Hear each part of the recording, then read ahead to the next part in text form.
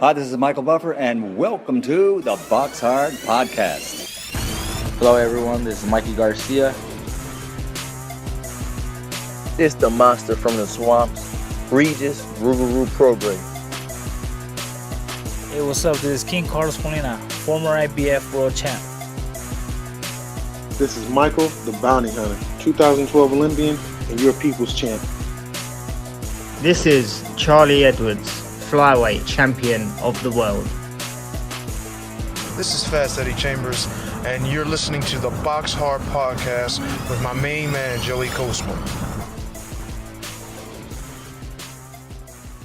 Hello everybody and welcome to episode 184 of the BoxHard Podcast. I'm your host Joey Coastman. I'm joined as always by the elusive Mr. Ayaz Sumra. Ayaz, how you doing? I'm good, Joey. Yourself? Very good, my friend, very good. Let's dive straight into it. There is quite a bit to go over. We're going to start, of course, with a review part of the show. We're going to start at the Olympia in Liverpool, Merseyside, United Kingdom. Obviously a card that went under the radar a little bit here, and understandably so. A few names, though, to mention. Jazza Dickens picked up win number 26. He's got those 3 losses. A knockout in round 5 against a guy called Nasibu Ramadan. Quite clearly overmatched now, 27-14. With 2 draws, a TKO there in the 5th round. Jazza Dickens, friend of the show, of course. Also, we saw James Metcalf move to 19-0, a knockout in the 8th and final round against Santos Medrano, who's now 10-64 with 5 draws. Brian the Lion Rose, 31-5 now, with 1 draw. A points win over 6 against James Hagen Imana, who's now 11 losses, 8 wins, 11 losses, like I say, and 1 draw. He was actually down in the first round, Hagen Imana, but Brian the Lion Rose couldn't finish him, and again, that's another friend of the show. All the very best to Brian Rose. He's looking for that Scott Fitzgerald fight, if I'm not mistaken there. Moving out now, though, to the O2 Arena in Greenwich, London, United Kingdom. Ayaz, obviously the big card of the weekend, if you like. Could be telling a porky there. Certainly the biggest card in the UK anyway. Of course, the bigger ones, the pay-per-view ones, came a bit later on, came on the other side of the Atlantic. But let's start here with the undercard, Ayaz. Shannon Courtenay, the lady, the female boxer, she moves to 2-0, a points win over 4 rounds against Roz Silyanova, I think it said, who's now 1-5 with 1 draw. She was pulled in at late notice. Apparently she was really tough. I didn't see the fight. I think it may have been on Facebook Live or something. She didn't get any telly time this time round for her fight. But yeah, 2-0 now with 2 fights both going the distance there. Also on the bill, Conor Benn moved to 14-0, a points win over 8 against Joseph Zaradnik, who's now 10-3. Zaradnik wasn't a bad fighter. He could box a bit, actually. He was causing Conor Benn a couple of problems. Not nothing he couldn't handle. It was a good learning kind of fight, you'd say. He moves up the rankings, it would seem, with the WBA. Zaradnik was actually down in the 7th round also, but a good win there for Conor Benn. He banks the rounds once again. Derek Chisora, Ayaz, against Senad Gashi. I said it, I've been saying it ever since the fight got made. It could really be a stinker. I thought it would be, and it completely was. No one else said that apart from me. I'm getting quite cocky there, but I really saw a real boring fight there. That is Derek Chisora's 30th win. He's got the 9 losses, a unanimous decision there over 10 against Senad Gashi, who's now 17-3 inside 20 fights. Again, Senad Gashi's fights, I think 99% of them end before the final bell. There's always a knockout. It's either him going or he gets the opponent going. Absolutely no danger in that fight at all. It was real boring to watch. It was hard to not switch off, really. Josh Kelly against Prism Slaw Ranowski, who was undefeated, 17-0 going in. He's got the 1 loss now. Josh Kelly picked up a unanimous decision over 10 rounds. It was for his WBA International welterweight strap. Ranowski was down in the 2nd round and the 10th round. I think he was also given a count in round 9, if I'm not mistaken. A good performance there from Josh Kelly, Ayaz. He seemed to start off really well. I saw people online, giving it to him, saying that he's got to keep his hands up. It's just the way he's fighting that type of guy. I mean, that guy only had 3 knockouts from his 17 wins. He wasn't a big puncher. He was able to take those risks with a guy like that. I think he's not a silly fighter. he's not a silly boxer. He's not a silly man at all. And as he moves up in levels and he starts fighting the punches, of course he's not going to have his gloves down by his knees. But a good performance other than that, really, from Josh Kelly Ayaz. Yeah, I mean, it's another great performance from Josh Kelly. Obviously, he's a rising star. And obviously, it's just another learning fight for him. So, I mean, well done to Josh Kelly on the win. For sure. He's now 9-0, like I say, perfect record. He's supposed to be fighting on that Joshua versus ? undercard.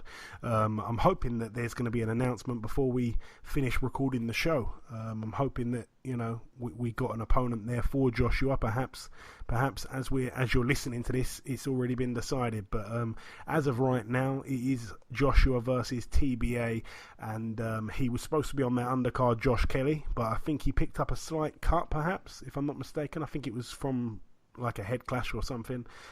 So hopefully that's healed up in time and he can indeed get on that undercard. Let's move up the bill once again here. Let's now talk about Joe Cordina. He moved to 9-0. A brilliant performance here from him. I was really impressed. It was for the vacant British lightweight title and also for the Commonwealth strap, which of course Cordina had going into the fight. He took on Andy Townend, a man that can pose a threat. He can bang. 22-4 going in. A TKO though for Joe Cordina. He was the man with the class and he really put on a show, and he had Townend down 3 times in that 6th round, and the pace that he set was brilliant. It was pretty much a punch perfect performance really from Joe Cordina. Really impressive, and I tweeted it out as I saw the fight. I think it was just afterwards. I said Joe Cordina's a guy that turned over after those 2016 Olympics. He didn't really have the buzz around him. He's a Welsh fighter. He's not English, if you like. I don't really know if that makes much of a difference, but I know that some of the Welsh fighters like the Selbys and stuff like that, they really fail to have a massive fan base. But I'm not quite sure that's the same with him. But there is something about Welsh fighters. It's weird because Welsh fighters are some of the best we've ever had. Joe Kawasaki springs straight to mind, but the following that some of them lack is quite alarming. But Joe Cordina, obviously, he turned over. You've got the likes of Josh Kelly, you've got the likes of Anthony Fowler, you've got the likes of Buatsi, you've got the likes of, who am I missing out there from that crop of Olympians? Akoli, those type of guys, they've got a lot of hype around them, whereas he doesn't really have that hype. No one's really talking about him outside of the ring. They're only talking about him on fight night, but listen, he's delivering, he's ticking all the boxes, and he, in my eyes, has got a real promising future. Moving up the card once again, and this time for the final time, it was Dave Allen, 16-4 with 2 draws, getting in against former world champion Lucas Brown, 28-1 going in. Of course, it was a big heavyweight fight. I said on last week's show a few things, and we're going to talk about it here. Lucas Brown, for me, he started the fight decently well. I gave him the first round. He was keeping it long. He wasn't letting the smaller man get on the inside. He had good jabs. Dave Allen failed to show any head movement at all. There was nothing really telling landed in that first round. A little bit of rare head movement from Lucas Brown. He's not famous for that either, but it was a clear Lucas Brown round in that first. In the second round, again, that left hook to the body from Allen seemed to be his key punch early on. On last week's show, Lucas Brown did actually say that the left hand to the body was one of Dave Allen's best shots, but again, I actually gave that second round to Lucas Brown. I think his uppercuts were landing time and time again. It was worrying actually seeing Dave Allen eat so many uppercuts that early on in the fight, but I don't think Lucas really had much conviction on his punches. I think he was trying to kind of just outpoint Dave really and not overexert himself and get tired. But a brilliant round there for Lucas Brown. And then, of course, in the third round, there it was. The left hook to the body, right in the sweet spot. Brilliantly timed it was. And as I said on last week's show, the loser does find themselves in a very difficult position. I know that Lucas has pretty much said that there's no way he's going to retire. I think someone said, are you gonna retire or something like that? I think he responded by saying just a load of bleep, bleep, bleep. I'm not going to swear, but he doesn't want to retire, Lucas Brown, despite losing that. But yeah, again, he certainly won the first 2 rounds for me. It is a bad loss, He did seem to be a class above Dave Allen in terms of the boxing skills and stuff like that, but he didn't really disgrace himself because of that. He won every round apart from that third round, and it was a body shot rather than a big brutal knockout, and a well-placed body shot is pretty much unrecoverable from some boxers really can't recover from it in the needed time, of course, and that was the case here. I guess he can come back. I mean, his days are definitely numbered, and I don't really want to see him in any big fights. I think that is it. I stand by what I said. I think, like I say, because it was early, because it was a body shot, because he won every round, he didn't really disgrace himself. But yeah, he probably can have one more big fight perhaps, but it's back to the drawing board for him. He really should have done better there, and the sheer factor, looking at it on paper, being stopped in the third round is a little bit embarrassing. As for Dave Allen, of course, it's his undoubtedly his biggest win. This win obviously bounces him into another big fight, you'd guess. For me, I'd like the David Price fight for him. I think it's the right kind of fight, and you've got to mention that he actually knocked Lucas Brown out in half the time Dillian White did, so that's a little factoid to throw out there for the Dave Allen fan club that I'm sure are probably tuning into this week's show. Moving out now though to the Dignity Health Sports Park in Carson, California, USA. I'm just going to try and fly through this one. We got to see over here Andy Ruiz Jr., the forgotten man of the heavyweight division, a real top contender in my eyes. He picked up win number 32. He's got that one controversial loss to Joseph Parker on points. He took on Alexander Dimitrenko. Dimitrenko actually retired on his stall after 5 rounds. He didn't come out for round 6. Brandon Figueroa also had a similar situation.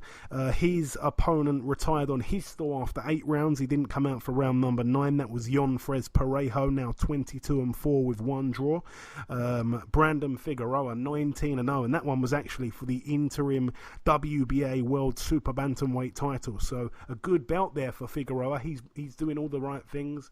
Also on the bill we got to see, I should say, Danny Garcia. He was able to knock out Adrian Granados in 7 rounds. It was for the vacant WBC Silver Welterweight title. Granados was down twice in the 2nd and once in the 5th before being stopped, like I say, in the 7th. Danny Garcia now 35-2. A lot of people getting really hyped up after that win. He looked really good, Danny Garcia. Some people are even saying if he has the rematch with Porter, if he has the rematch with Furman, will he be able to win those fights? Will he be able to avenge those losses?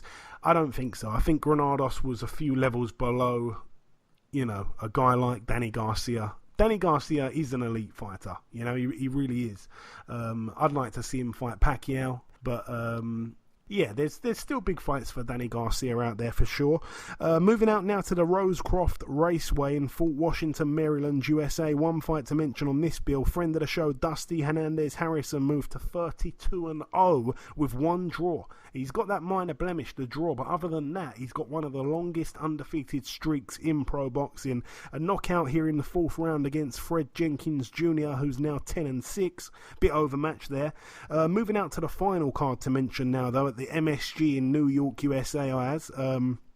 Let's start with the undercard, of course. We got to see Carlos Adames, 16-0, now 17-0. A good fighter, him. He's the guy with, I think, 45 siblings. His father is a very famous farmer in the Dominican Republic. He's known for a lot of things, of course. He fought for the vacant WBO, NABO Super Welterweight title and the NABF Super Welterweight title. He took on Frank Galarza. Frank Galarza, a guy with an interesting story, 20-2 with 2 draws. Galarza was down from a left hook in the 4th round, and that was it. He was TKO'd in that 4th round. A good win there for Adames. Also on the bill, we got to see Felix Verdejo, 24-1. He took on Brian Vasquez, 37-3. A win there for Verdejo over 10 rounds. A good win actually for him. Yeah, back to his best. Hopefully, we'd like to see him in a couple of big fights. I remember he was defending that Latino title for way too long. It really kind of stagnated his career. Moving up to the final 3 fights, though, Shakur Stevenson, he looked really good. He beat Christopher Diaz 24-1. Of course, Diaz's only other loss came in a world title fight to Masayuki Ito. It was for the IBF Intercontinental Featherweight strap and the vacant WBO NABO Featherweight strap. Shakur Stevenson 11-0 now. He pretty much won every round. He seemed to coast the last round. I don't know what that was about really. Some people weren't impressed, but listen, he won everything aside from that. He's got a few things going on outside the ring, and I think for him to be able to kind of put that at the back of his mind while he put on a real world-class performance here, that needs to be applauded. So a good win there for friend of the show Shakur Stevenson. Another friend of the show though, Teofimo Lopez, 12-0. He was able to get in there with Edis Tatley, a man that had never been stopped, 31-2 going in, now 31-3. He was able to get the knockout in the 5th round, Teofimo Lopez. He celebrated with the backflip, as he does quite often. It was for the NABF lightweight title. Really impressive win there for Lopez. Like I say, a man that is sure of becoming a future world champion. It just has to happen. He's only 21 years of age. It's almost unbelievable. He's doing all the right things, absolutely. Like I say, I've said it a few times, I don't want to see him get rushed into that Lomachenko fight too early.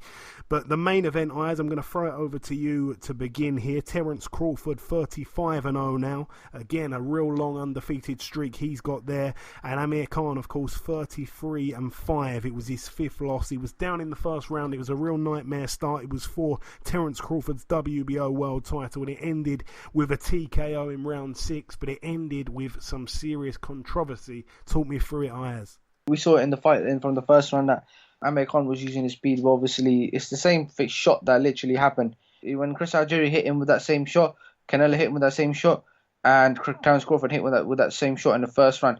You can see, like, obviously when Amir Khan was punching, he was like literally trying to wave his hand off as well.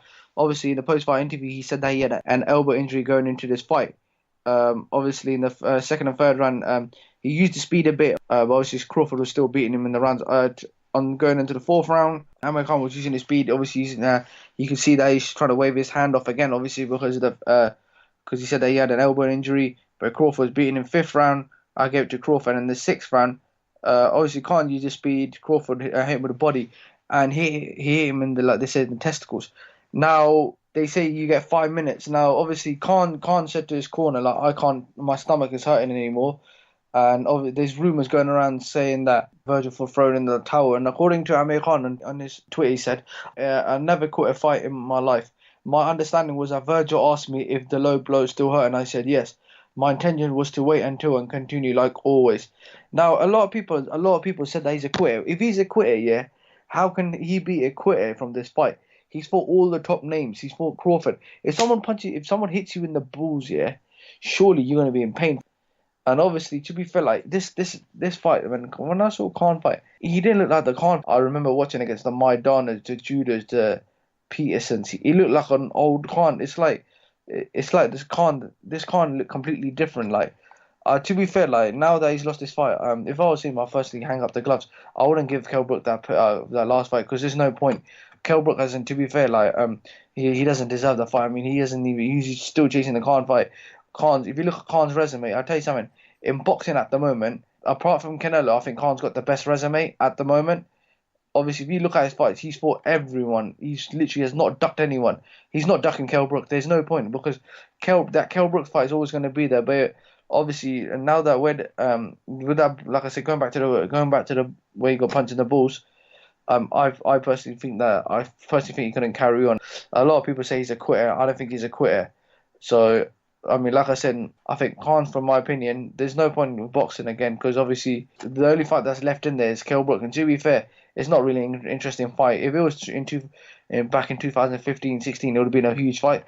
But it's not that fight anymore. It doesn't bring much attention. So, I mean, like I said, I wish Khan all the best. Yeah, I mean, in my heart of hearts, I think that Khan was probably trying to fish initially for a disqualification, and it seemed to backfire. It was very interesting because even I was very confused. I was looking at it thinking, well, wait, it was actually a low blow. He should have made a meal out of it if that was the case. He should have made a bigger meal out of it. He should have gone on the floor and started rolling around, but he didn't. And, it was very sketchy afterwards when he started talking to the interviewer saying he couldn't move, even though he completely walked over to the middle of the ring to give the interview. He was putting the blame on Virgil. Virgil was putting the blame on him. It was very weird. It seemed like there was a huge misunderstanding, terrible communication from fighter to trainer. Look, I mean, I'm never going to call Amir Khan a quitter for the reasons that you underlined, really, Ayaz, saying that he's boxed everyone. He's arguably got the best resume in boxing, him and Canelo. 100% I agree with that. I can't actually bring myself to call Khan a quitter. Absolutely not. After all the things he's done, he's fought like a complete nutter and ended up getting himself knocked spark out. That goes to show there's no quitting that man. In fact, I'd say that of recent years, Khan's probably got the most heart of any boxer I've ever seen. I dare you to name me one that, another boxer that's even shown half the heart that Amir Khan has shown in a boxing ring. But yeah, I think it is the end of the road for Khan now. My selfish side does want to see that Brook fight, but it's certainly gone down.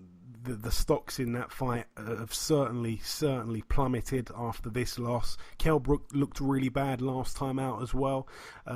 So it would really just be a last little cash grab. But I think Khan's made the complete wrong move by taking that fight. Perhaps he'll look back now and regret taking that Crawford fight, because if that really is the way he ends his career, and he would have made more money fighting Brook, I think he should have took the Brook fight. I think he should have took the Brook fight a long time ago, to be honest with you. But my quick assessment on the actual fight, I felt the first round Amir started really well, and he was on his way to winning that round, and then of course he got caught. He scares the life out of me watching Amir Khan. It really does. My heart is pumping for the whole fight. I'm even biting my fingernails watching him. I think it was a right hand counter, I believe it was, and his feet were all wrong, Amir Khan, and he went down, he got back up, he kind of got saved by the bell a little bit. He fought all right, actually. He got back up, his head cleared, but his legs were still a bit shaky, but obviously a 10-8 round there. The second round, Khan, for me, did win that round. I don't think too much really landed from either guy, but the few that did land were most of the time Amir's shots, so a 10-9 round there for Amir, and that was really all I gave him up until the finish. The third round, again, Crawford was switching. I think he switched to southpaw in that round, and Amir really struggled to work that out. The fourth round, again, you'd probably have to give it to Crawford. He was ripping to the body of Khan, but Khan did take some big shots upstairs. He answered well. He took some big shots. He did land some nice shots himself, but they were just few and far between, and it was the first time where I'd ever actually said to myself, Amir Khan was letting rounds slip away because he was being too cautious. He wasn't doing enough. Amir Khan, it didn't suit him being that patient. That's not his style. He is quite gung-ho. He's been made to pay for it, but most of the time he's reaped the rewards of it, really. But yeah, it was obvious, the knockdown and the factor that Crawford is such an accurate puncher that he really could get clipped and knocked out. That was probably playing a part in Khan not overcommitting.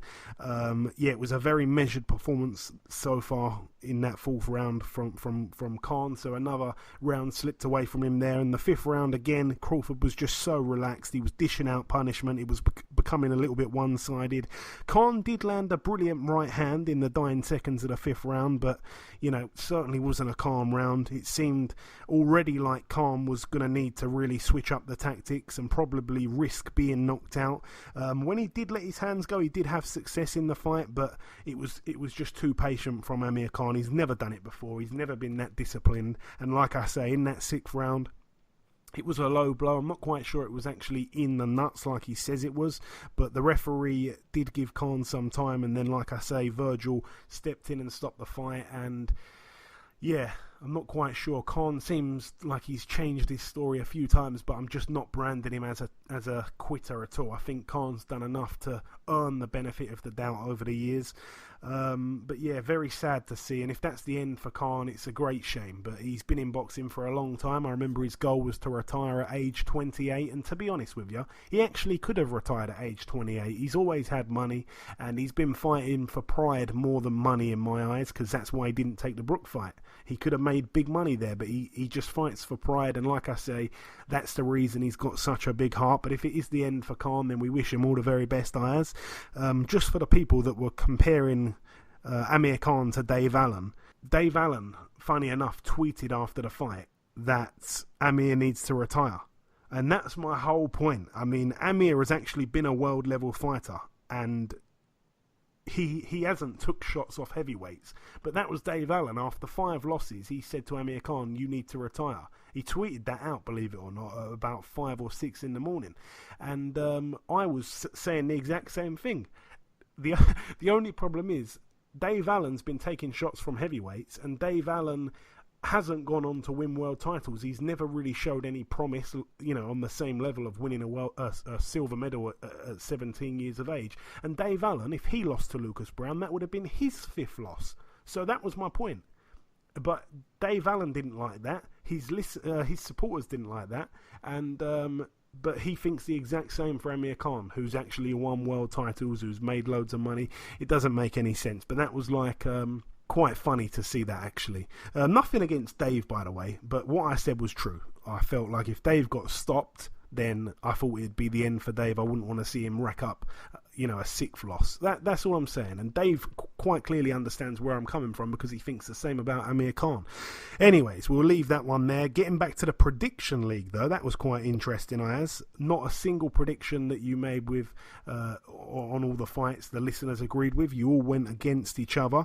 The listeners were able to gain 2 points and you were able to gain 1 point, Ayaz. You went with Garcia to get the knockout. The listeners said Garcia points, but the listeners went with Allen by knockout. You went with Allen on points, and the listeners did back the Crawford knockout, whereas you thought that Crawford would win on points. So 2 points gained there for the listeners, 1 point for yourself, Ayaz. That means that you're now at the very back. You're behind the listeners. Again, people need to send us in suggestions for some kind of punishment for Ayaz to do if he does end up losing out to the listeners.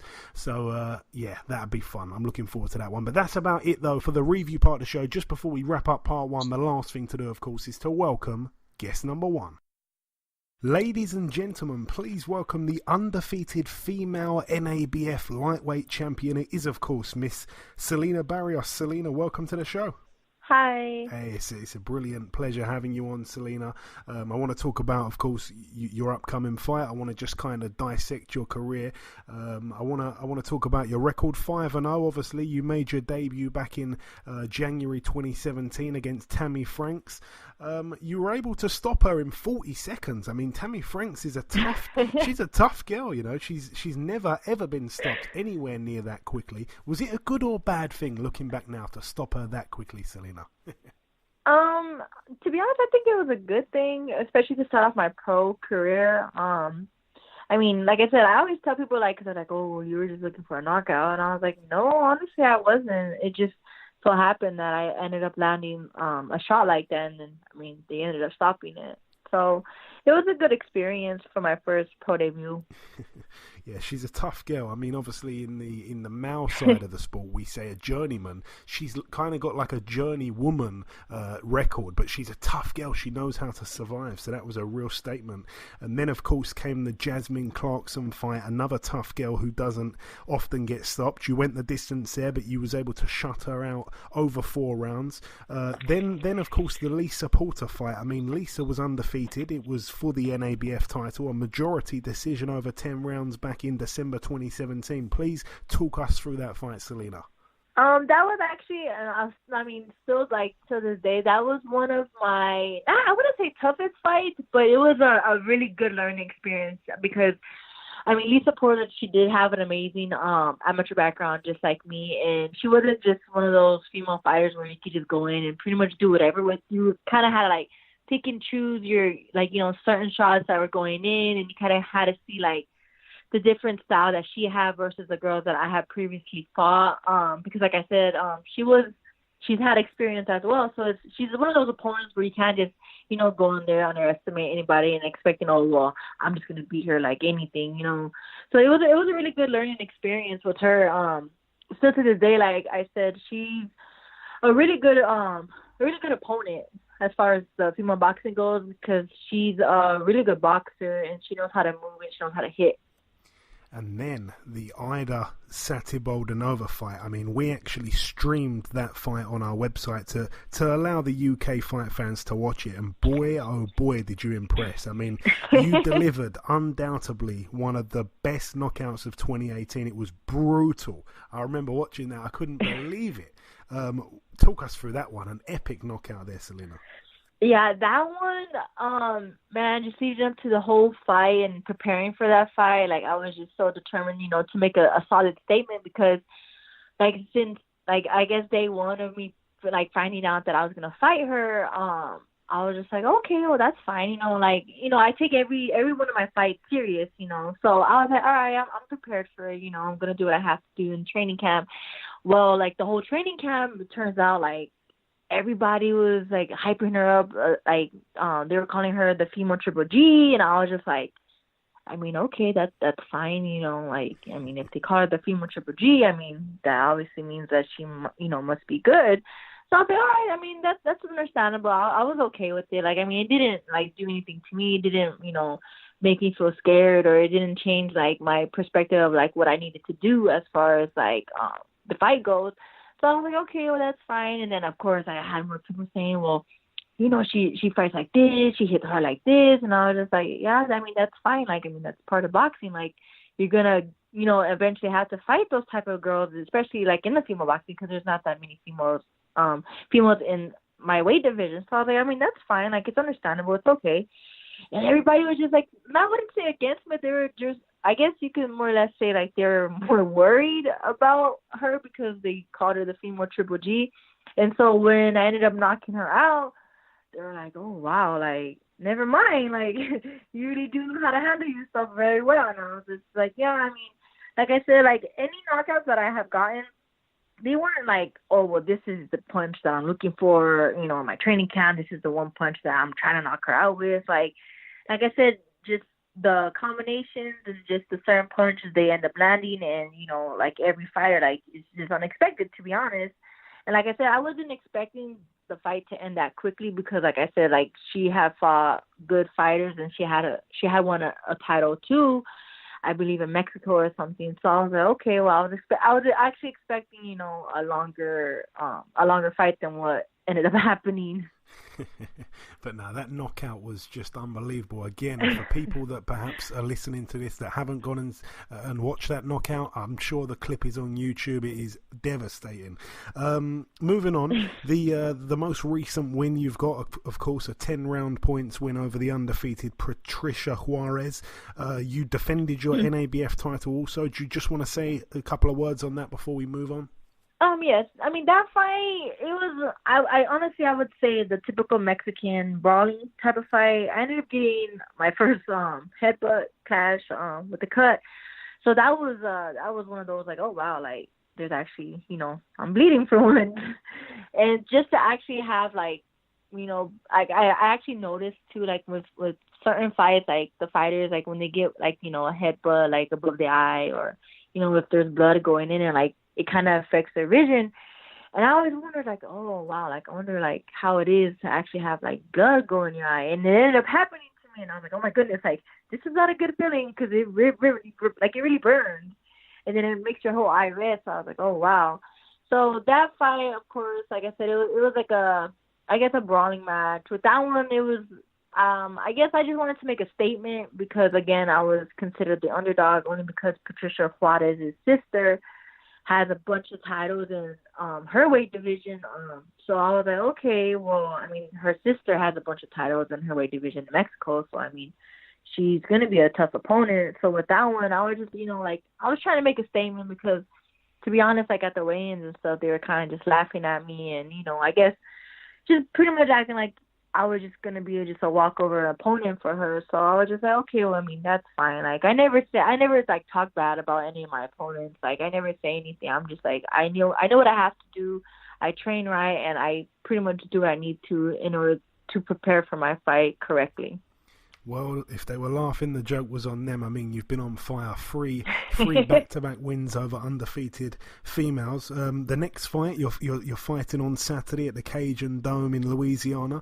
The undercard of Pro Grey Relic. This is obviously the biggest stage you've fought on thus far in your career. I'm guessing you're massively looking forward to Saturday night. Oh, yes, most definitely. This one is going to be, like you said, like the most, like the biggest card I've ever fought on. Like my previous cards that I fought on, I was either the main event or, just about just on a regular card. So this one is going to be my most exciting fight, and I'm beyond blessed and excited to actually fight on this card because, like I said, like this is going to be my first time fighting on a big undercard like this. So I'm really, really looking forward to this fight. And especially, like I said, my opponent, she has 22-something fights. And I'm just like, okay, well, you know, this is going to be like one of those, like, where every boxer has to challenge themselves. And, you know, like, I'm beyond excited, to be honest. Like I said, I've been doing everything I was supposed to in training camp, and everything's been going well. So I'm just pretty much prepared to, you know, not just show, like, the people who are actually having the fight, but just, you know, just show people in general, like, what I have to bring to the female boxing. Yeah, because the World Boxing Super Series, the way they do it, they put like a big, it's really weird. Usually at boxing, you've got like the media section, it's like a few rows, but in the World Boxing Super Series, the way they do it, it's like a big circle of desks with computers, with all the media kind of circling the ring. It's really unique, and the lights and stuff, like the display, it's really different. I mean, it's a big jump from some of the venues in Corpus Christi.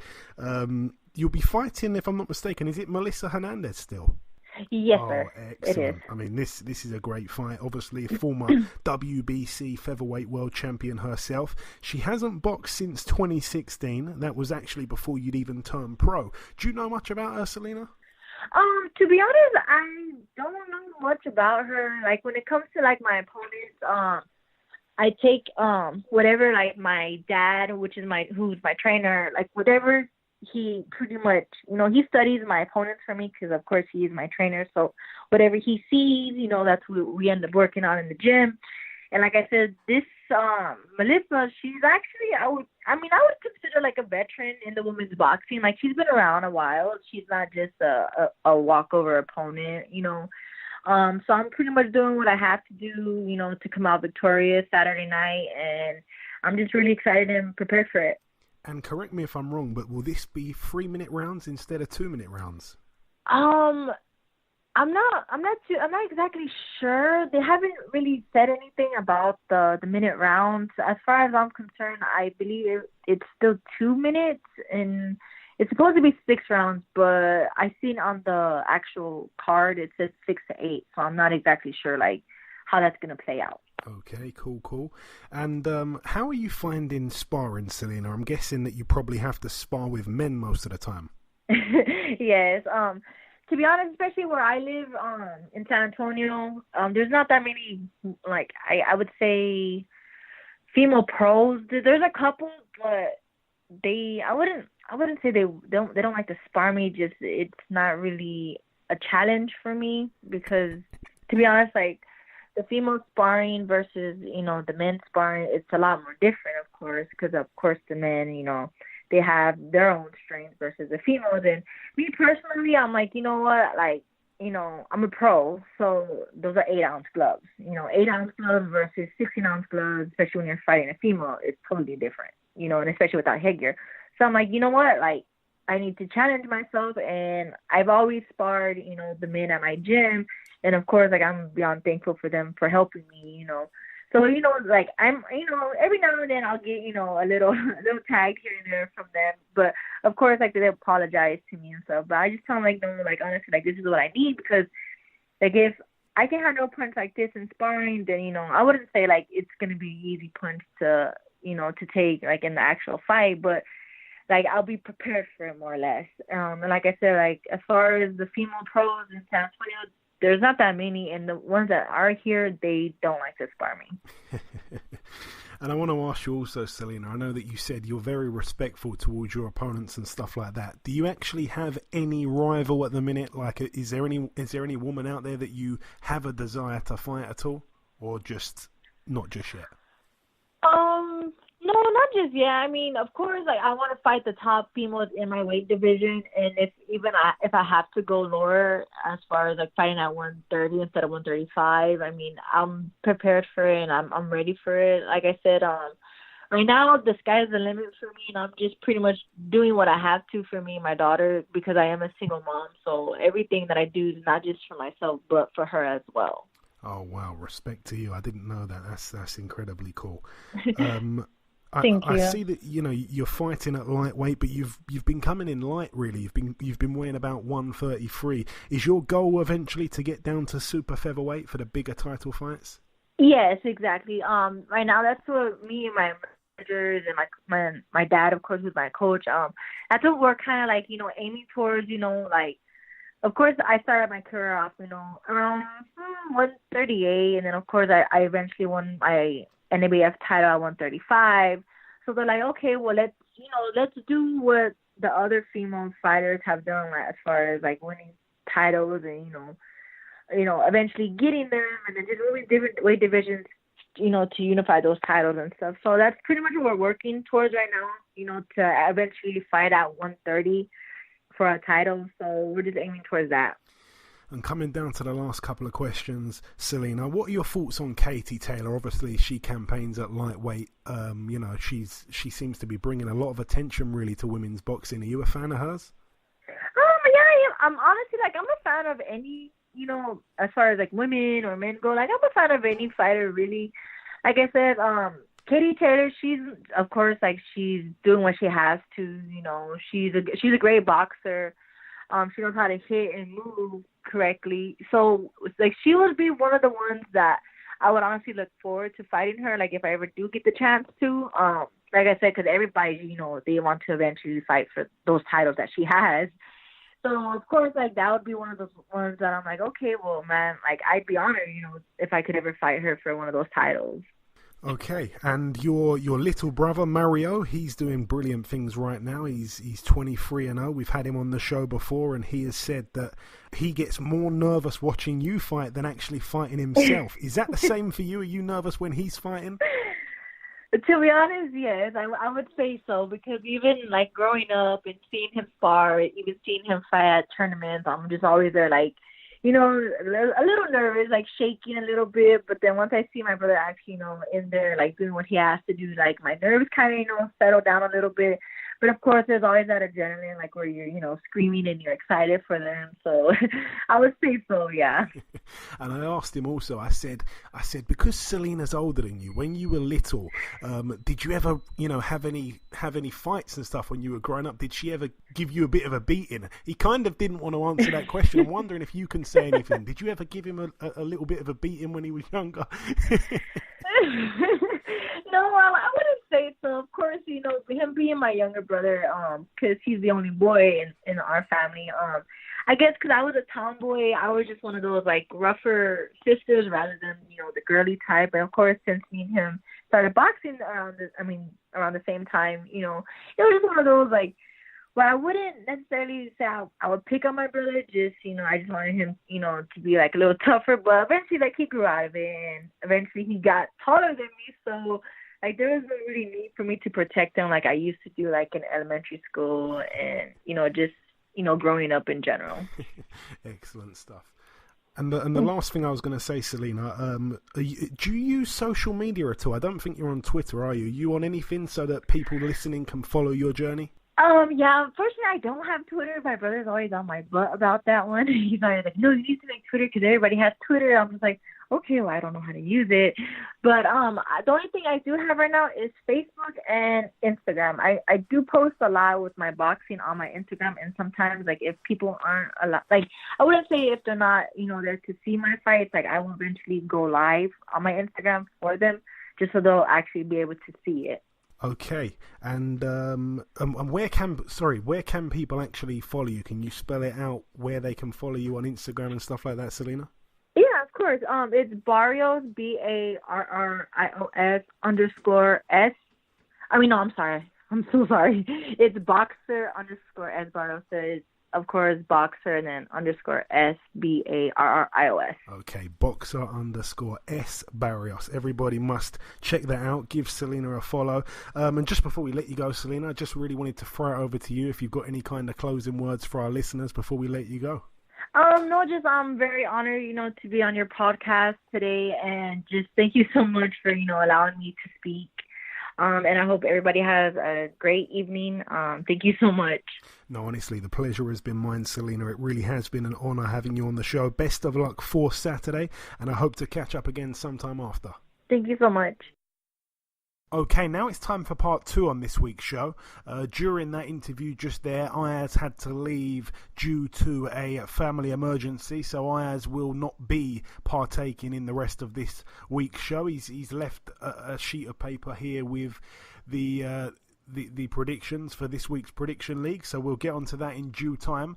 All the best with Ayaz, of course. But going over to the news part, I mean, there's not really too much to mention here. Dillian Whyte will be taking on Oscar Rivas for the number one heavyweight spot in the WBC rankings. I'm not quite sure that means too much. It's going to be happening at the O2 Arena on July 20th. It's also going to be on Sky Sports Box Office, so I'm hoping that they're going to make it a real good undercard, because that fight alone obviously doesn't do big numbers in my opinion. Oscar Rivas is a good fighter though. He's coming off that knockout against Bryant Jennings. Obviously he's undefeated. He's a Colombian Olympian and he's based in Canada. I've spoke to him a few times actually, not on the show. I don't think his English is good enough, but he's pretty good with a translator on the direct messages. He seems like a nice guy from what I can make of it. All the very best to him actually, because you know, he was a good amateur. I think he fought Michael Hunter in the amateurs, stuff like that. I think Hunter beat him, but a good fighter. He's a strong, relentless type of guy. And, you know, if you watch that Bryant Jennings fight, he was excellent there. But that is really the only piece of news to mention. We're still awaiting Joshua's replacement opponent. Who is it? Nobody seems to know just yet. There's been some last minute movements that it's going to be Andy Ruiz Jr., who we mentioned in part one. Obviously he fought on the weekend, so I can't understand how he's going to be ready. I mean, he's not going to be ready, let's be honest. You can't just peak and, you know, you can't just peak and not peak and then get ready for a fight and then have the fight and then, you know, suddenly peak again all too soon. It's not going to happen for him. It's going to be a stupid matchup actually. I hope that Andy Ruiz doesn't just take that fight, because if he does, then he's surely just taking it for the payday. It's clear to see he is not going to be in fighting tip-top shape. He's not going to be ready for that one physically. But yeah, forget about the news. That is all there is. Moving over now to the preview part of the show. We're going to start here with a card that's happening later today at the Fantasy Springs Casino in Indio, California, USA. It's a Golden Boy Promotions card, and what I like about this card is it's pretty much topped by two fights. There's like a main event and a co-main event. Let's start with the quote-unquote main event here.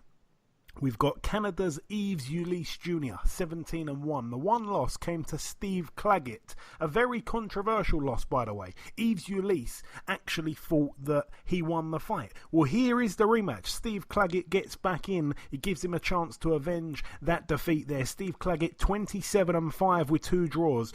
Like I say, I didn't actually watch the first fight, but this is the rematch. This is redemption time for Ulysse, who is a very good boxer. And I like his attitude, because after this first fight that they had, he was so furious with the decision that he wanted to fight straight away. He didn't want to wait. He wanted to fight straight away, and he actually was back in the ring just 6 weeks later against the undefeated knockout machine, Cletus Seldin.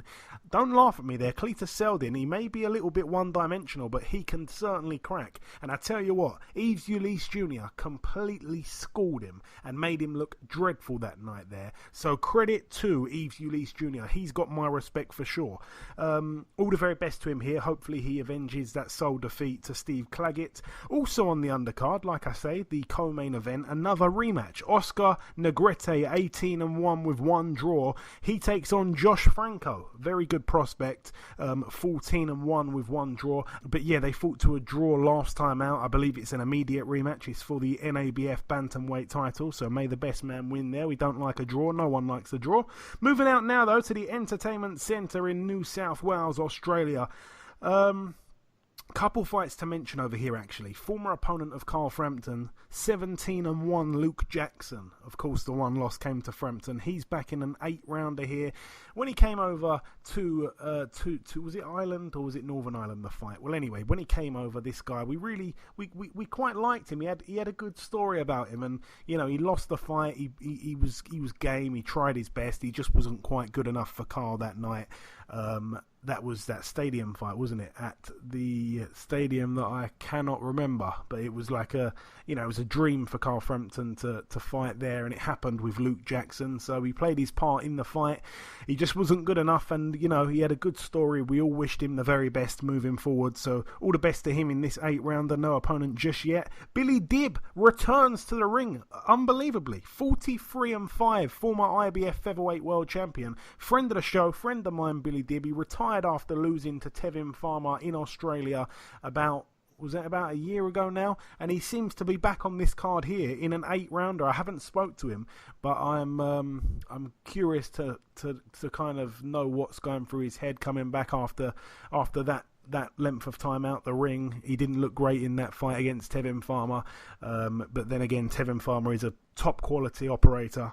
But yeah, all the very best to Billy Dibb if he does decide to go for a few more fights. Moving over now, though, to the Forum in Inglewood, California, USA. A Sky card, a DAZN card over here. Let's start with the undercard. Anthony Sims Jr., 18-0, a man that's really, really loved by the fans. He takes on brother of Devon, Vaughan Alexander, the guy that I think went to jail for about 7 or 8 years. His record 14-2. I know he lost, I think it was his he lost to Dennis Duglin, but he's not a bad fighter, Vaughan Alexander. That's a 10-rounder there. Former world champion Jesse Vargas, 28-2 with 2 draws, takes on Humberto Soto. Of course, Soto was able to beat Brandon Rios last time out on that terrible card that happened in Mexico. Not that it really does big things for him, because I think Brandon Rios is absolutely shot to pieces, unfortunately, even though I like the guy. And that win wasn't impressive for me, but he manages to get himself a shot here with Jesse Vargas on an undercard in California. Humberto Soto in search of win number 70. He's got 69 wins. He's got 9 losses and 2 draws. Jesse Vargas, like I say, 28-2 with 2 draws. That's a 10-rounder there. And a unification here. Daniel Roman. We will be speaking to a guy in a few moments' time after the preview part that I'm sure will have his eye on this one. We'll be speaking to Brandon Figueroa. He is the interim WBA Super World Bantamweight Champion, and of course that belt's on the line here, not the interim version, the full version, along with the IBF that TJ Doheny brings to the table. TJ Doheny 21-0, Daniel Roman 26-2 with 1 draw. I definitely think that fight goes points. Ayaz believes that, let me just figure this out. Where's the piece of paper he's left here? Okay, so Ayaz believes that Danny Roman will win on points. You, the listeners, have gone with Danny Roman to win by knockout. So you're both split there. For what it's worth, I think Danny Roman probably wins on points. Again, my prediction's not going to count. I've already completed it, mate, as Jay from In Betweeners would say. I think that Danny Roman probably wins on points. I think he's got a good engine, whereas Doheny looked brilliant in his last fight, and then when it got to the midway point, he seemed to kind of not gas, but not really gas. I think that's probably a harsh word, but he seemed to slow down, and then the Japanese fighter that he fought, I forgot his name now, he was able to really come back into the fight and win a few rounds back to back. So I think it could be the undoing here if Doheny, comes to the ring with the same stamina issues, and I think that Roman will probably close the show and look good later on in the fight. I think he probably wins on points, though. I think Doheny's quite a tough guy. Also on that bill, topping the bill, with Saxel Wangek, the man that loves to chew on a rodent when he can. 47-4 with 1 draw. He puts his WBC World Super Flyweight title on the line against Juan Francisco Estrada. 38-3. A brilliant, brilliant fight, by the way. It is kind of strange that this is a bill topper. It's a hardcore fan type fight, this one. It's not for the casuals. They probably don't know who either guy is. The two fighters have got a bit of history as well, so that adds to it. Moving over now, though, to the Wembley Arena in Wembley, London, United Kingdom. On this one, let's start here with Daniel Dubois, 10-0. He takes on, well, he was actually supposed to be taking on Richard Lartey from Ghana, but unfortunately he had some visa issues, so with just about 48 hours and perhaps a couple more, perhaps about 50 hours now till fight night. He is without an opponent, so I'm guessing he probably won't fight anyone. So that fight looks like it's going to be off, unfortunately. Also on that bill, we get to see Hamza Shiraz 7-0. Hopefully the fight goes a bit longer than the last one. I think he knocked the guy out with about... was it about 10 or 12 seconds into the fight? It was mad. 7-0, like I say. He takes on wily journeyman, to be honest. Ladislav Nemeth, 13-56 with 9 draws. That's a 6-rounder there. Jack Catterall, 23-0, no opponent just yet. That's a 10-rounder there. Sonny Edwards, 10-0, no opponent just yet. That's a 10-rounder there. Archie Sharp fights on the card as well. I'm not sure how many rounds it is, actually, but he takes on the guy that Leon Woodstock boxed in his last fight. Leon Woodstock went the distance with him, but I believe he dropped him in the final round. I think it was an 8-rounder, and the guy's name is Sergio Gonzalez, so that's who Archie Sharp fights on Saturday night. I went to the open workout earlier this week, and it was good to see. Archie looked real good on the pads. Yeah, that's an 8-rounder there, just to confirm. And also on the bill, we get to see Zach Chelly, 6-0. He fights for the vacant Southern Area super middleweight title against Jimmy Smith, 7-1. Jimmy Smith, obviously, the one loss came to Yalton Neves, who's actually a journeyman southpaw. He's from Manchester by way of Portugal. And I haven't just checked that. That is all upstairs, ladies and gentlemen. I've seen the guy fight. Yalton Neves isn't a bad fighter, but losing to him doesn't look good when you're taking on Zach Chelly, a man that I really do like the look of, and he hits harder than his record suggests. He's only got the 3 knockouts from 6 wins, but believe me, he can crack. And finally, the final fight to mention, Lerone Richards, 11-0. He takes on Tommy Langford, 21-3. It's for the vacant Commonwealth super middleweight title and the vacant WBO International super middleweight title. We like Lerone Richards. He's a friend of the show. We also like Tommy Langford. He's a friend of the show. Both men have been on. Lerone Richards is a guy that, I'm going to say this, and I don't mean any disrespect here, but he's kind of dining out on this reputation he got in the ring and sparred Eubank Jr. and gave him all sorts of issues. That's what we're led to believe. And it's not his own fault, by the way. This is something that interviewers, including myself probably, we've brought it up time and time again. I'm doing it now.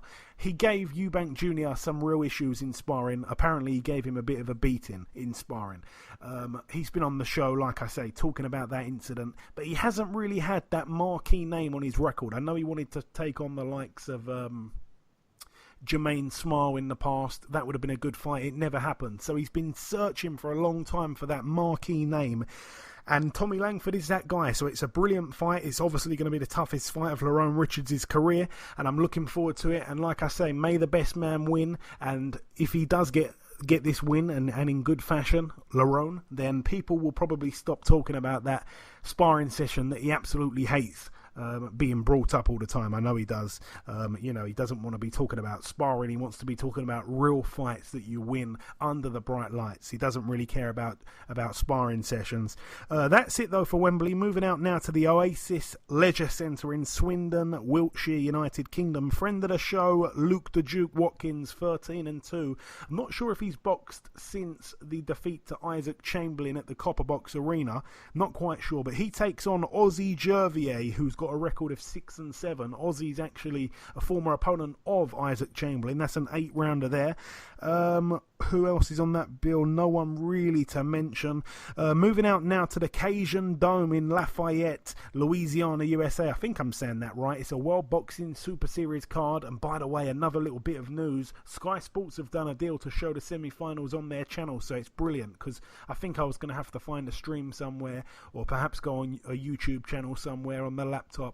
Oh, that's such a headache. I'd rather watch it on the TV, and Sky Sports have delivered, so brilliant stuff for us UK boxing fans. On the undercard, we get to see Selina Barrios, 5-0. We spoke to her earlier on. She takes on former WBC Featherweight World Champion Melissa Hernandez, 22-7, with 3 draws. That is, I believe, supposed to be a 6 to 8 rounder, Selina said, but that is 2-minute rounds from my understanding. It said 3 minutes originally, but now it actually says 2 minutes, so that has changed quite rapidly. So yeah, all the very best to Selina there, of course. Also on the bill, friend of the show, Regis Prograis, 23-0. He fights for the WBA World Super Lightweight title, which of course belongs to Kirill Relik, and he also puts his WBC Diamond Super Lightweight title on the line. Kirill Relik, like I say, 23-2. I just think that Prograis is going to have too much really for Relik. Interestingly though, the listeners have gone with a Prograis win on points. Quite big actually, 60% saying Prograis on points, only 20% saying Prograis by knockout. I think Prograis does knock him out. I don't think Kirill Relik's going to be able to deal with the power that Prograis possesses actually, and Ayaz has gone with a Prograis knockout. We've actually just skipped one here. Ayaz is actually backing Tommy Langford to get a points win over Lerone Richards. Well, that is quite interesting. I mean, I'm not saying he can't do it. That is his strength. He's not a banger. He's a good boxer, Tommy Langford, when he uses it. He's not really good with shorter men. We saw that when he took on Kurt Sidzi. Going backwards here a little bit. But, yeah, that's interesting. But you, the listeners, have gone with Lerone Richards on points. So, okay, that's interesting. I'm going to stay out of that one. I don't need to give a prediction. I'm already there, ladies and gents.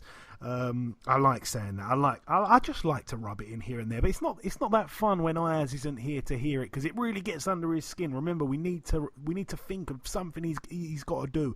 He's going to have to sing some karaoke, something like that. Sending your suggestions on Twitter at BoxHard Podcast, and topping this bill. I think it's top of the bill. Perhaps it's chief support. But anyway, another friend of the show, Nonito Donaire, 39-5. He puts his WBA Super World Bantamweight title on the line, and also he fights for the WBC Diamond Bantamweight title. I think that belt is vacant. I could be wrong. But yeah, in the other corner, it's a late replacement, unfortunately. Zelani Tete managed to injure himself on fight week. I think it was on the Monday, and he now takes on Stephen Young, a guy with a record of 18-1 with 3 draws, only 7 knockouts, so he doesn't seem to be a big banger. His only loss came to a guy called Raymark Gaballo, who was 18-0. That was back in March of 2018. But really and truly, his whole resume doesn't really have anything outstanding. But of course, it's not Nonito's fault. He's been given a lot of good luck, actually. But he wouldn't have wanted this fight. I know he was really, really up for the Tete fight. He gets a last-minute replacement, so it's a big chance here for Stephen Young. But in all honesty, I mean, I can see Nonito winning. I'm not quite sure the status, if this is officially going to be the semi-finals or not, but it really could appear that Nonito, because of his 2 opponents, Ryan Burnett and Zelani Tete, getting injured, he's managed to get a real fortunate way to the finals, so that'll be interesting.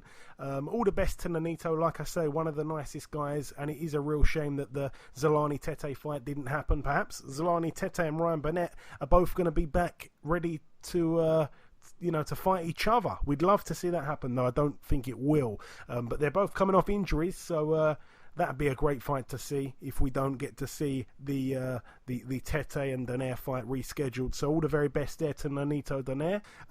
Moving out now to the final bill to mention. This one is happening at the Cosmopolitan of Las Vegas in Nevada, USA. We're going to start here with the undercard.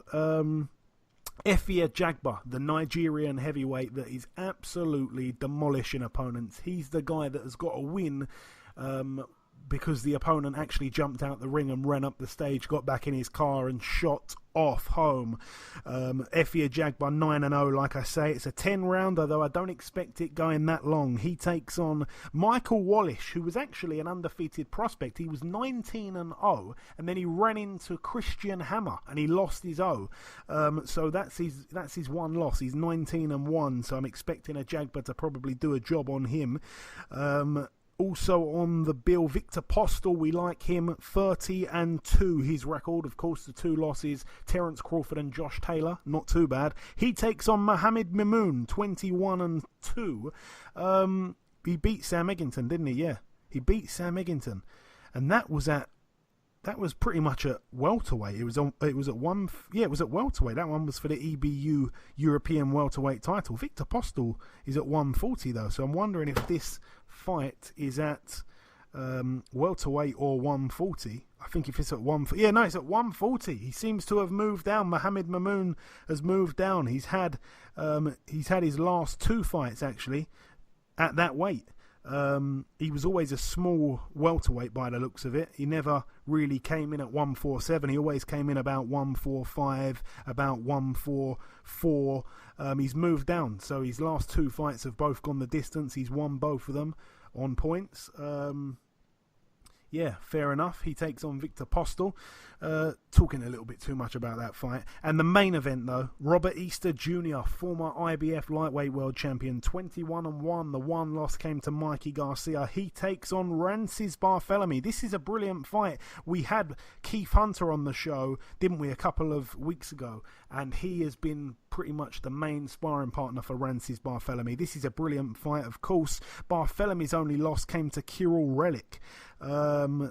And he beat Kirill Relic in the fight beforehand, and then he lost the rematch. It was a bit strange, but look where Kirill Relic is. He's actually fighting Regis Prograis, for all the belts on a big channel.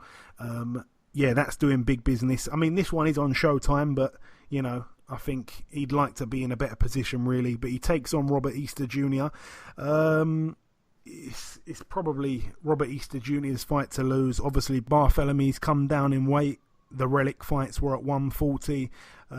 He was at lightweight before those 2 fights, but it's been a while since he's actually made 135. It's actually been almost 3 years, so you'd expect the advantage to be with Robert Easter Jr., who's a very big lightweight, by the way, and it is for the vacant IBO World Lightweight title and the vacant WBA World Lightweight title. So it's a chance here for Robert Easter Jr. to become a 2-time world champion. All the best to him. He's been on the show before once again, so he's a friend of the show for life.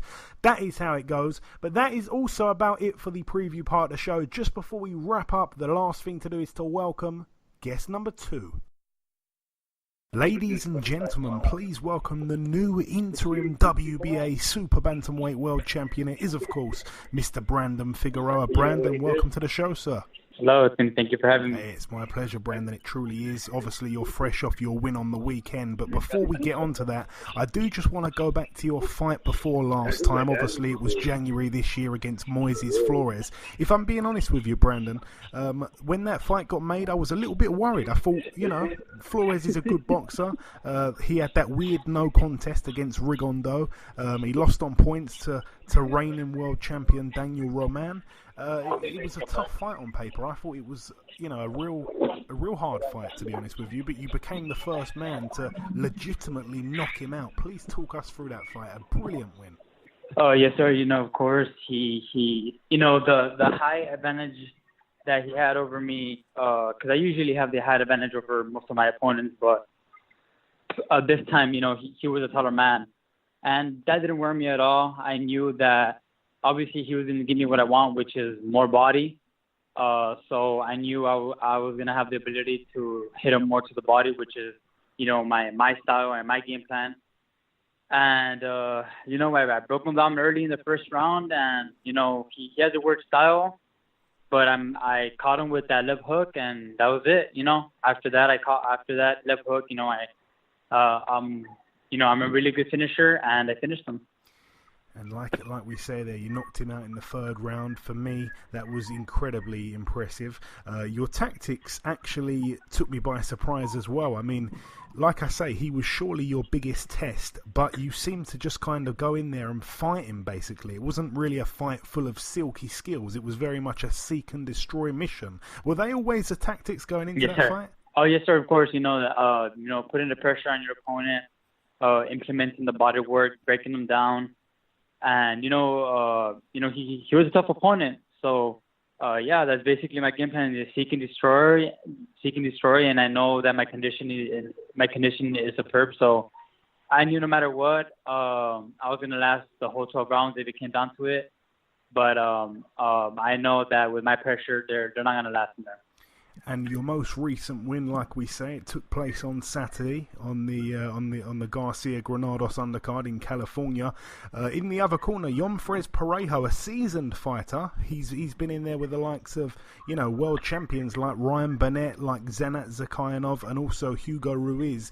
And again, you're still only 22 years of age. It's quite incredible. You made him quit after 8 rounds. Talk us through that fight just the other night. Yes, sir. Of course, I knew he was a seasoned veteran, and like I said, my game plan is always to go in there and rough him up. And I caught him to the body. I hurt him. I broke him down. He didn't have any more legs.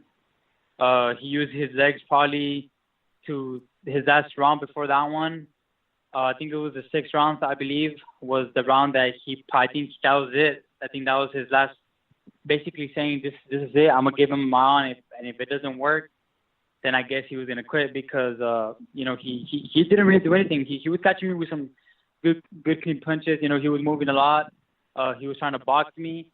So I had to adapt to that real quick. And by the next round, I adapted and I put more pressure, and I managed to hurt him really badly to the body, and I caught him with a lot of good punches, and he didn't come out for the 9th round. Yeah, he certainly didn't, and I think his corner wanted him to, but he just didn't want to. I mean, that's sometimes a bit sweeter than an actual knockout, because the guy had all his senses about him and he didn't want to carry on. I mentioned there you picked up the interim WBA World title. Of course, the full champion is Daniel Roman. He's fighting this weekend in a unification with the IBF champion TJ Doheny from Ireland. I'm sure you're going to be watching that fight. I'm sure it's on DAZN. How soon are you looking to be mixing it with these guys, Brandon? Because, like I say, you're still only 22, but you're just flying through these tough challenges. Oh yes, sir. Of course, it's all hours at the gym that I put in. All my hard work and dedication, and not only that, I think it's most importantly my consistency in and out of the ring. But most importantly, yes, of course, this fight is something that I want. Maybe the winner. It's just a matter of time before that fight lights up. We will see this weekend how this fight goes, and after to get the negotiations going. But as of right now, I'm gonna keep doing what I do, which is work hard and just wait for my opportunity to shine again. So just a matter of Al Heyman and my team and us getting together and negotiating. And you talked there about the dedication that you've got for boxing. Obviously, you mentioned you're massive, really, for Super-Bantamweight. You're 5'9". Even in non-title fights, you still make weight. I mean, you might come in just like half a pound over the limit when you don't even need to make 122. But just looking at that, it tells me you must live a seriously dedicated life. I'm sure you must eat clean, and you probably don't have many days outside of the gym.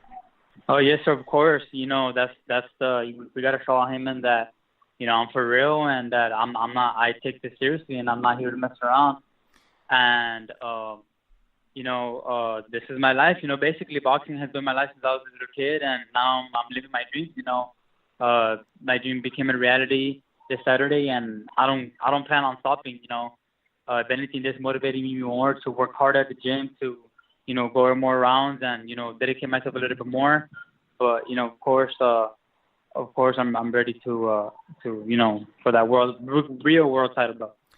And I want to ask you also, Brandon, have you managed to spar some big name fighters over the years, perhaps since you've turned pro? What are some of the guys that you've been in there with sparring in the gym?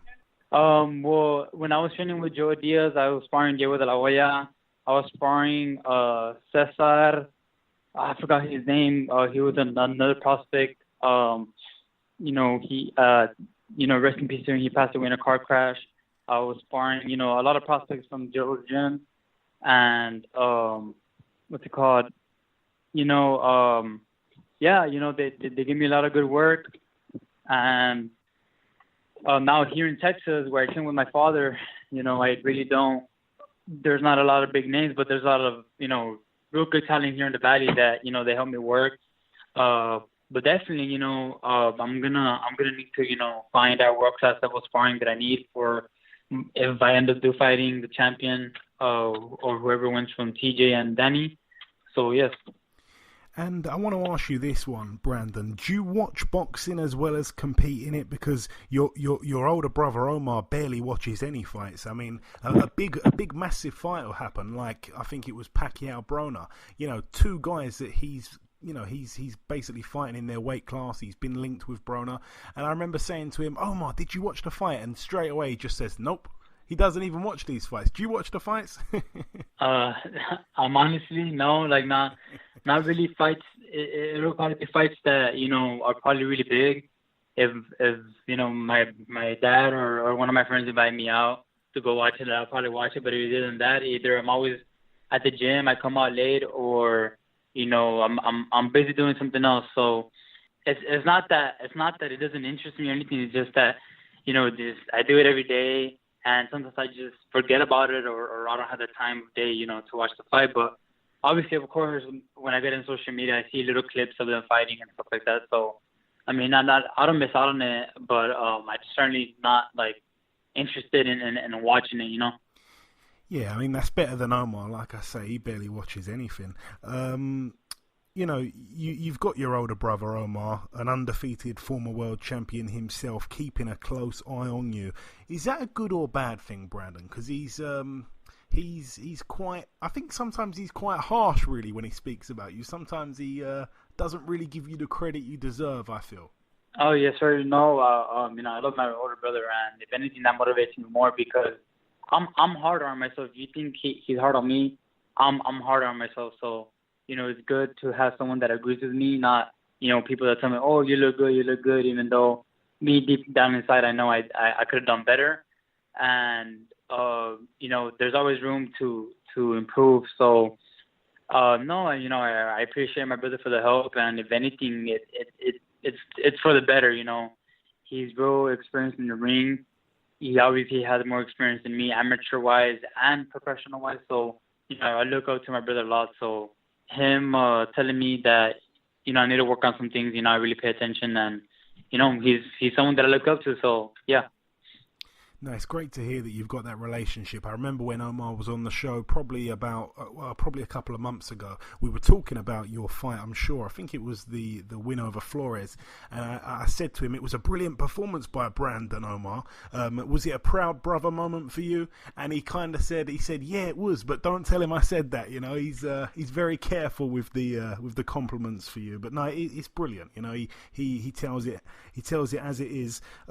You're coming off 6 knockouts in a row now. I mean, you know, you were kind of being compared a little bit, probably a little bit unfairly, but you were being compared with the likes of Diego De La Hoya when you was training under Joel Diaz. But you seem to be a guy that's kind of outshining the rest of those types of guys at the minute with these knockouts back to back. I'm sure you're enjoying everything at the minute in your career. Oh, yes, sir. Of course, you know, we all have different styles.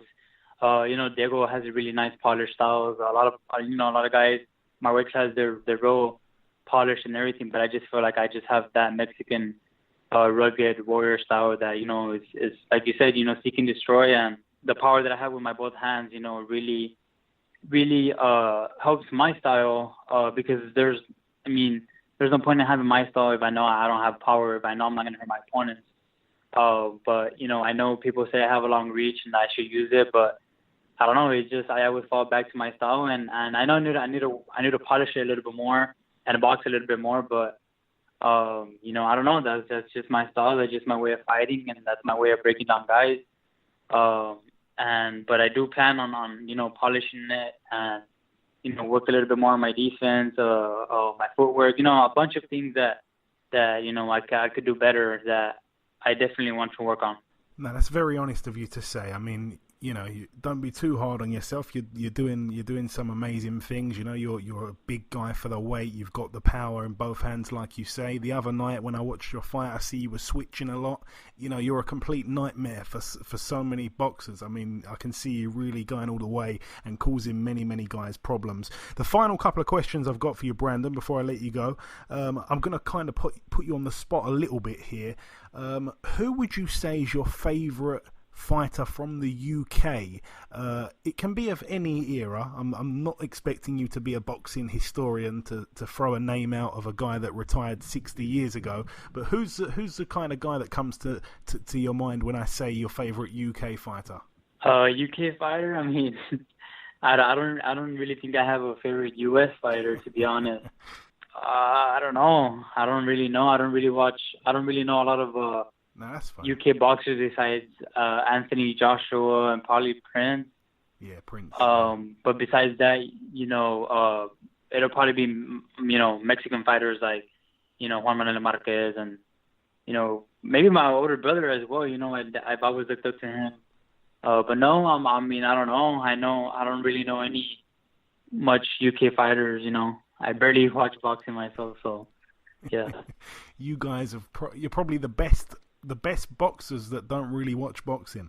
And finally, Brandon, where can people follow you on social media? You're on Twitter and Instagram, right? Please give out your handles so people can follow you. Oh yes, sir. Of course. On Twitter at Brandon Lee Fig, and on Instagram Brandon Figueroa 101. They can follow me there. I'm trying to be a little bit more active on social media. I'm trying my best, but it's because of, I get distracted by, I'm always working out every day, and sometimes I don't have the energy to, pull out my phone and record what I'm doing and stuff like that. But definitely, yeah, they can follow me there and, see what I'm up to, and yeah. And just repeat that for me one more time, the handles, Brandon. You said it a little bit too fast for me to understand. Okay. On Twitter at Brandon Lee Fig, Fig, yeah, at the end, and on Instagram Brandon Figueroa 101 on Instagram. Excellent. Okay, perfect. Brandon, I want to say it's been a real pleasure having you on the show, my friend. Congrats once again on the win. Keep winning, and I'm sure that we'll speak again very soon. Yes, sir, of course. Thank you for the opportunity. I appreciate it. Okay, and this concludes episode 184 of the BoxHard Podcast. I've been your host, Joey Coastman. Ayaz Sumra has been Ayaz Sumra. A massive thank you to our two guests on this week's show, the undefeated and delightful Selina Barrios and the undefeated and spiteful Brandon Figueroa. Here's a fact for you, though. Both of our guests, this is a complete accident by the way, but both of our guests from this week's show are from Texas. Both of them are undefeated. Both of them have got siblings that box, and both of their siblings are also undefeated. I really do love an accidental fact like that. There has been some news develop whilst we've been recording the show. Joe Joyce has actually signed a promotional contract with Frank Warren. That should be interesting. Obviously, that heavyweight stable's growing a little bit now. He's got the likes of Daniel Dubois and Nathan Gorman in that stable as well. WBA middleweight world champion Robert Brandt, he will be defending his title against Ryota Murata, the man that he actually beat for the title back in October. The rematch is set to take place on July 12th in Japan, and I'm guessing Murata's promoters must have been paying a real bomb for Brandt to go over there and defend his title. In other news, Golovkin has decided to split with his long-term trainer Abel Sanchez after 9 years. That's quite unfortunate, to be honest. Gennady will hopefully find a new trainer pretty quickly because his fight is only 6 weeks away now. The Prediction League currently stands at you, the listeners, on 95 points, and Ayaz is right behind on 94 points. It is very, very close. There are another 3 points up for grabs this weekend because, once again, the listeners and Ayaz have disagreed on every single prediction. 2 weeks running now. It is exciting. But that is about everything. Thank you all for tuning in to this week's podcast. Thank you all for listening. Have a great weekend, and we shall see you again next week.